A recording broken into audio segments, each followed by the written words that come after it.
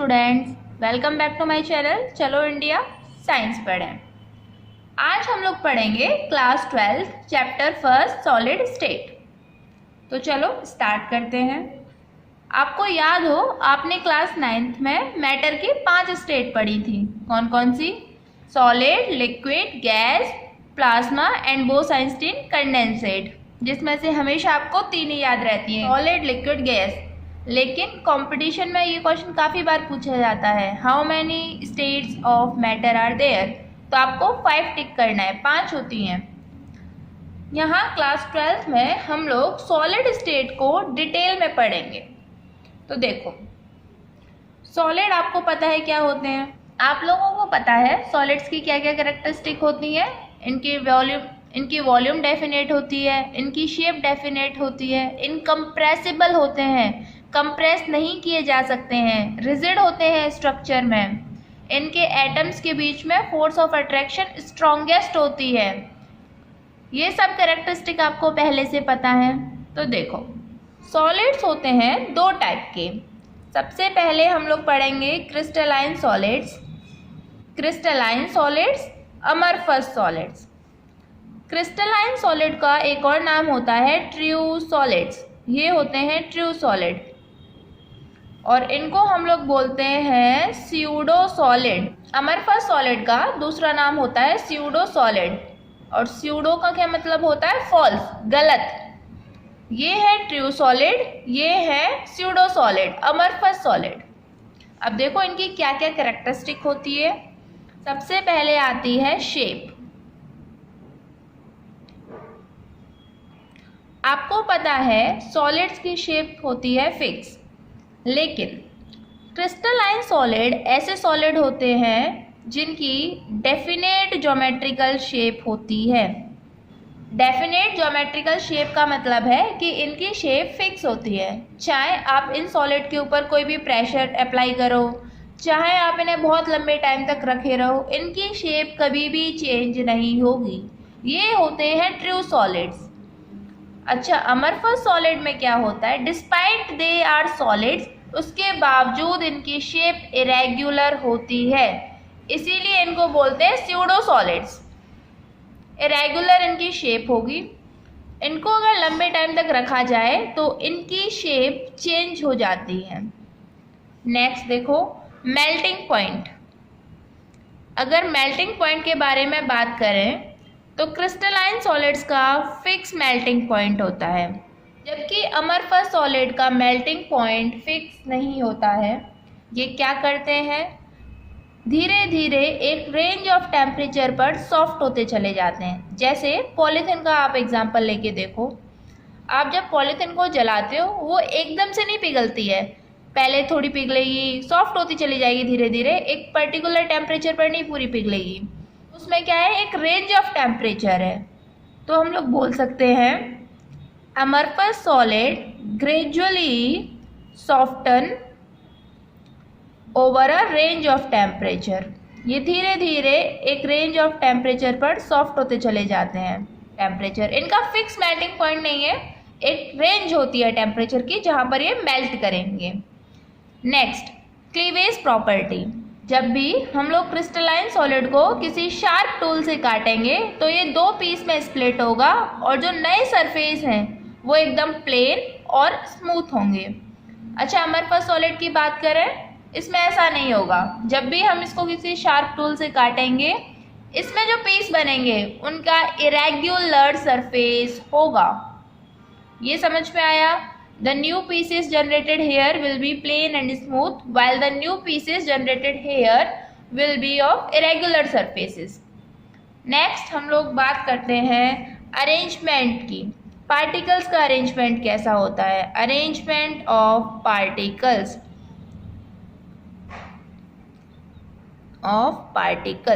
देखो, ये बहुत इम्पोर्टेंट है। क्रिस्टलाइन सॉलिड्स में होता है लॉन्ग रेंज ऑर्डर अरेंजमेंट। क्या मतलब है इसका? अभी समझेंगे। लॉन्ग रेंज, जबकि अमरफस सॉलिड्स में होता है short range order arrangement. Short range order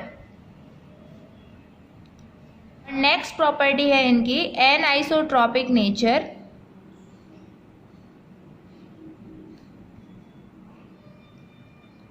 और ये होते हैं आइसोट्रॉपिक इन नेचर। अब जरा देखो, सबसे पहले लॉन्ग रेंज ऑर्डर अरेंजमेंट को समझते हैं, ये क्या होता है।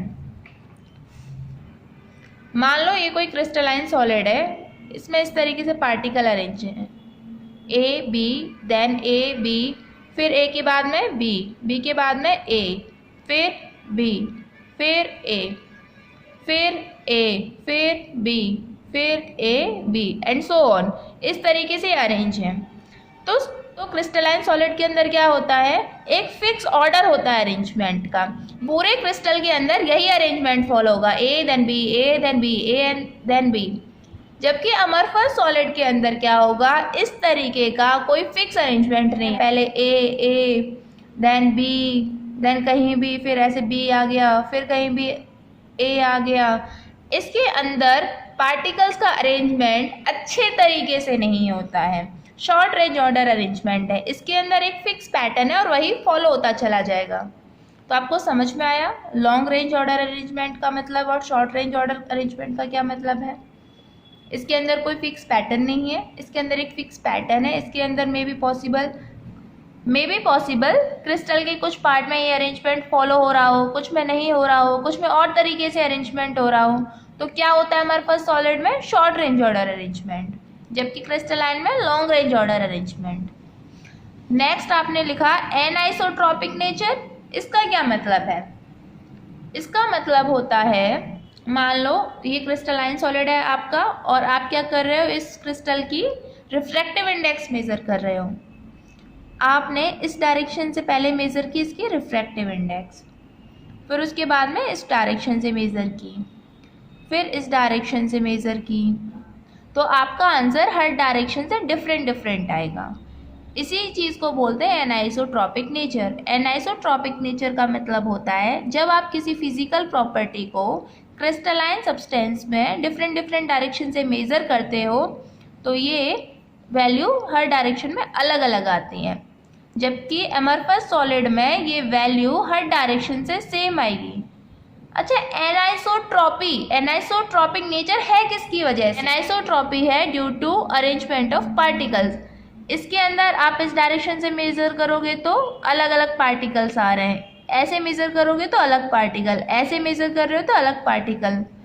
जबकि अमरफस में कोई पैटर्न ही फिक्स नहीं है, इनका तो पता ही नहीं चल रहा, कभी कुछ कभी कुछ। तो आप किसी भी डायरेक्शन से मेजर कर लो, वैल्यू क्या आती है, सेम। एनआइसोट्रॉपी क्यों होती है? Due to different arrangement of particles along different direction. अलग अलग डायरेक्शन में अलग अलग तरीके का अरेंजमेंट देखने को मिलता है क्रिस्टलाइन में, इसी वजह से ये एनआइसोट्रॉपिक नेचर दिखाते हैं। अच्छा, इसमें कंफ्यूज नहीं होना है, लॉन्ग रेंज ऑर्डर अरेंजमेंट है, लेकिन अलग डायरेक्शन से मेजर करोगे तो देखो बी फिर इधर ए, इस तरीके से आ रहा है, ऐसे करोगे तो ए बी, तो अलग अलग आ रहा है ना, इस वजह से एनआइसोट्रॉपी है। आइसोट्रॉपिक में ऐसा कुछ भी नहीं है। अच्छा, एग्जाम्पल ऑफ क्रिस्टलाइन सब्सटेंस, इसमें आप लिख सकते हो sodium chloride, diamond, graphite.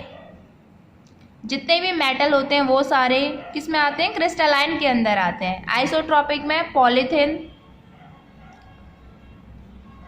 Glass, कांच आता है, रबर आती है, प्लास्टिक आता है तो ये सॉलिड, लेकिन कैसे है? Pseudo solid. इसके अलावा एक आपका एग्जाम्पल दे रखा है एनसीईआरटी में, क्वार्ट्ज ग्लास, ये अमरफस है। और अगर क्वार्ट्ज पूछे तो ये क्रिस्टलाइन है। ध्यान रखना, क्वार्ट्ज अकेला है मतलब क्रिस्टलाइन, क्वार्ट्ज ग्लास पूछे तो अमरफस होता है। आपको ये पूरा समझ में आया? क्रिस्टलाइन एंड अमरफस सॉलिड, इनके बीच का डिफरेंस ये बहुत इंपॉर्टेंट है। इसमें से पक्का बोर्ड में कोई ना कोई क्वेश्चन आता ही है। या तो 1 नंबर में आपसे पूछेगा what do you mean by anisotropic nature, तो आप क्या बोलोगे? Anisotropy means if we will measure different physical properties from different direction, then we will get different values. This is known as anisotropy. What do you mean by isotropic nature? Long range order arrangement किस में होता है, short range order arrangement किस में होता है, pseudo solids कौन होते हैं, एग्जाम्पल पूछ सकता है आप लोगों से, किसी भी तरीके से क्वेश्चन आ सकता है। तो ये बहुत इंपॉर्टेंट है, आप इसे इंपॉर्टेंट मार्क कर लो। आपके एनसीईआरटी में क्वेश्चन दे रखा है कि जो बहुत ज़्यादा पुरानी बिल्डिंग्स होती हैं, ओल्ड मॉन्यूमेंट्स हैं, उनके अंदर जो ग्लास फिक्स होते हैं नीचे से मोटे होते हैं थोड़े और ऊपर से पतले होते हैं। ऐसा क्यों है कि जो ग्लास होता है वो होता है अमरफस सॉलिड, और अमरफस सॉलिड का एक और नाम होता है super cool liquid. Amorphous solids की प्रॉपर्टी होती है फ्लो करने की, यानी ये फ्लो कर सकते हैं। जैसे फ्लूइड फ्लो करते हैं, लिक्विड और गैसेस फ्लो करते हैं, वैसे ही अमरफस सॉलिड भी फ्लो करते हैं, इसीलिए इनको सुपर कूल लिक्विड भी कहा जाता है। इसीलिए तो हम इनको बोल रहे हैं स्यूडो सॉलिड, फॉल्स सॉलिड है ही नहीं इनमें प्रॉपर्टी, लिक्विड गैस जैसी प्रॉपर्टी दिखा रहे हैं, फ्लो कर रहे हैं।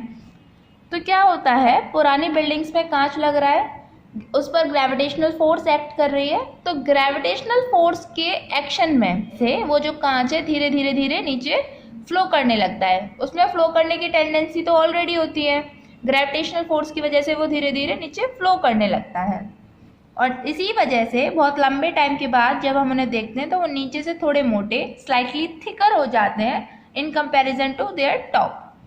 अब आप बोलोगे नॉर्मल बिल्डिंग्स में क्यों नहीं होता है ऐसा, वहाँ पर जो कांच होता है वो भी फ्लो करता होगा, करता है। Glass is an amorphous solid and it has a tendency to flow, so it flows down very slowly and make the bottom portion thicker. ये समझ में आया। नेक्स्ट टॉपिक की तरफ हम लोग बढ़ते हैं, टाइप्स ऑफ क्रिस्टलाइन सॉलिड। देख, क्रिस्टलाइन सॉलिड 4 तरीके के होते हैं। पहले मॉलिक्यूलर सॉलिड,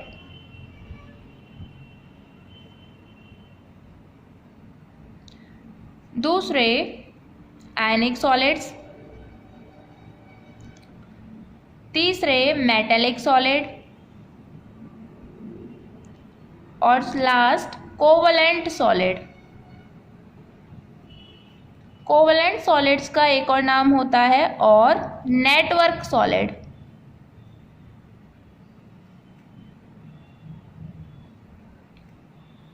अच्छा, मॉलिक्यूलर सॉलिड अगेन 3 टाइप के होते हैं। पहले नॉन पोलर, दूसरे पोलर, और तीसरे हाइड्रोजन बॉन्डेड।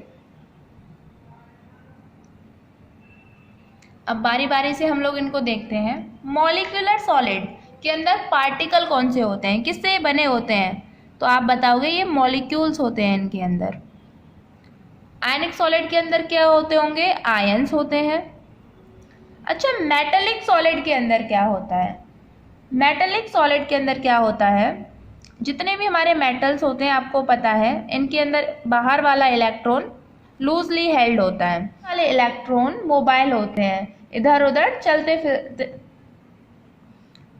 और ये वाले इलेक्ट्रॉन मोबाइल होते हैं। तो ये जो एटम है ये कैसा, पॉजिटिव आयन, मेटल के अंदर ऐसे पॉजिटिव आयन और बाहर इसके इलेक्ट्रॉन इस तरीके से रहते हैं। तो पूरे मेटल्स के अंदर पॉजिटिव आयंस और बाहर इलेक्ट्रॉन का क्लाउड इस तरीके से होता है।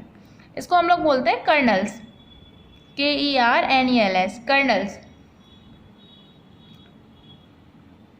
तो मेटेलिक सॉलिड के अंदर क्या होते हैं, कर्नल्स। कोवलेंट सॉलिड के अंदर एटम्स होते हैं। तो समझ में आया, मॉलिक्यूलर सॉलिड के अंदर मॉलिक्यूल होंगे, आयनिक सॉलिड के अंदर आयंस, मेटेलिक सॉलिड के अंदर कर्नल्स होंगे, कोवलेंट सॉलिड के अंदर एटम्स होंगे। इनमें अब हम लोग बात करते हैं अट्रैक्टिव फोर्सेस की।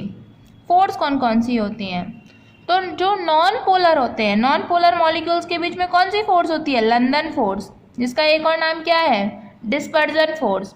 पोलर्स के बीच में dipole dipole interaction, dipole dipole attraction या इंट्रैक्शन। हाइड्रोजन बॉन्डेड मॉलिक्यूल के बीच में क्या होगी, हाइड्रोजन बॉन्डिंग, नाम से पता चल रहा है। आयनिक सॉलिड के बीच में, आयंस के बीच में क्या होगी, electrostatic force of attraction, electrostatic force. अच्छा, मेटेलिक सॉलिड के बीच में मेटेलिक बॉन्डिंग होगी। कोवलेंट सॉलिड के बीच में कोवलेंट बॉन्ड होगी। सिंपल। अच्छा, अभी इनका नेचर पूछता है हम लोगों से कि इनका नेचर क्या क्या है। तो पहले हम लोग एग्जाम्पल लिख लेते हैं, आपको नेचर भी समझ में आ जाएगा। मॉलिक्यूलर सॉलिड के example, non polar molecule argon, CCl4, carbon tetrachloride. अच्छा, पोलर मॉलिक्यूल के example HCl, SO2। Hydrogen bonded molecule के एग्जाम्पल वाटर, आइस फॉर्म में ऐसे लिख सकते हैं।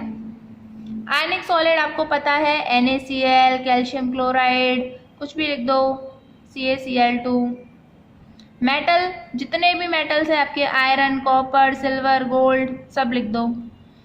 कोवलेंट सॉलिड सिलिका, SiO2, आपने ये 12th में पढ़ा था, SiO2 सिलिका। इसके अलावा कौन, कार्बन डायमंड फॉर्म में, कार्बन ग्रेफाइट फॉर्म में, ये सब क्या है, कोवलेंट सॉलिड। एक चीज ध्यान रखो, हम लोग क्या पढ़ रहे हैं, type of crystalline solid. Crystalline solid ये सारे क्रिस्टलाइन होते हैं, ये सब ट्रू सॉलिड हैं, लेकिन हम लोग उसके अलग अलग टाइप पढ़ रहे हैं। आगे देखो इनका नेचर कैसा होता है, फिजिकल नेचर कैसा होता है। ये तीनों की तीनों ये होते हैं सॉफ्ट, ये होता है हार्ड। आयनिक सॉलिड हार्ड होते हैं बट ब्रिटल भी होते हैं, यानी अगर आप इन्हें किसी हथौड़े से या किसी चीज से स्ट्राइक करोगे तो ये टूट जाएंगे। Hard but brittle, hard but brittle, इस पर 1 नंबर का क्वेश्चन आ जाता है। मेटालिक सॉलिड हार्ड होते हैं बट मैलिएबल एंड डक्टाइल होते हैं, मैलिएबल एंड डक्टाइल। इससे आपको क्वेश्चन आता है इन दोनों में डिफरेंस करने के लिए, तो आप बताओगे ये हार्ड और ब्रिटल है, ये हार्ड और मैलिएबल एंड डक्टाइल है। इसमें बता दो इलेक्ट्रोस्टैटिक फोर्स होती है, इसमें मेटालिक बॉन्डिंग होती है, इसमें आयन होते हैं, इसमें कर्नल्स होते हैं। कर्नल्स को आप ऐसे भी लिख सकते हो कि positive ions in a sea of delocalised electron. आपके एनसीईआरटी ने ऐसे ही लिख रखा है, डीलोकलाइज्ड इलेक्ट्रॉन। आयंस है और आसपास क्या है, इलेक्ट्रॉन का समुद्र एक तरीके से। लास्ट वाला देखो, कोवलेंट सॉलिड सबसे हार्ड होते हैं, लेकिन इसका एक एक्सेप्शन है ग्रेफाइट, जो कि सॉफ्ट होती हैं। ये एक्सेप्शन है, आप लिख सकते हो। नेक्स्ट, कंडक्टिविटी, कौन कंडक्टर कौन इंसुलेटर। तो देखो ये तीनों इंसुलेटर, आपके आयनिक सॉलिड इंसुलेटर होते हैं इन सॉलिड स्टेट, बट ये कंडक्टर होते हैं इन मॉल्टन स्टेट। ये आपको याद रखना है कि सॉलिड स्टेट में क्या होता है, ये टाइटली पैक्ड होते हैं, आयंस फ्री नहीं होते हैं, कंडक्शन नहीं होता। लेकिन मॉल्टन स्टेट में आयन फ्री टू मूव होते हैं, मूव करने के मूवमेंट, बट मॉल्टन स्टेट में आयन मूव करने के लिए फ्री हैं। इस वजह से मॉल्टन स्टेट में कंडक्शन होता है, ये क्वेश्चन भी पूछा जाता है। मेटालिक सॉलिड कंडक्टर होते हैं, चाहे सॉलिड स्टेट हो चाहे मॉल्टन स्टेट हो। और हमारे कोवलेंट सॉलिड इंसुलेटर होते हैं, एक्सेप्शन बीइंग ग्रेफाइट। एक्सेप्शन, लेकिन अगेन एक्सेप्शन है, ग्रेफाइट कंडक्टर होती है। मेल्टिंग पॉइंट की अगर बात करें, सबसे हाई मेल्टिंग पॉइंट होता है कोवलेंट सॉलिड का, very high melting point, while metallic solid का हाई होता है। आयनिक सॉलिड का भी मेल्टिंग पॉइंट हाई होता है, जबकि इनका लो मेल्टिंग पॉइंट होता है। तो इस पूरे चार्ट में से जो आपको क्वेश्चन आने हैं वो सुनो। आयनिक सॉलिड का नेचर आपको पता होना चाहिए, हार्ड बट ब्रिटल। ये पता होना चाहिए कि इंसुलेटर होते हैं सॉलिड स्टेट में, बट कंडक्टर होते हैं मॉल्टन स्टेट में। क्यों? क्योंकि मॉल्टन स्टेट में आयन फ्री होते हैं मूव करने को और वो कंडक्शन करते हैं। मेटालिक सॉलिड का आपको पता होना चाहिए, hard but malleable and ductile और कंडक्टर होते हैं। इसके अलावा आपको ये पता होना चाहिए covalent solid hard and very high melting point, insulator होते हैं but very high melting point. Exception इसका ग्रेफाइट है, जो कि कंडक्टर होती है। समझ में आया? एज इट इज आपको पूरा लर्न करने की जरूरत नहीं है, आप इंपॉर्टेंट पॉइंट इसके रिवाइज करते चले जाओ। तो ये आपको पूरा समझ में आया। क्या क्या पढ़ा आज हम लोगों ने? क्रिस्टलाइन अमरफस सॉलिड में क्या क्या डिफरेंसेस होते हैं और टाइप ऑफ क्रिस्टलाइन सॉलिड।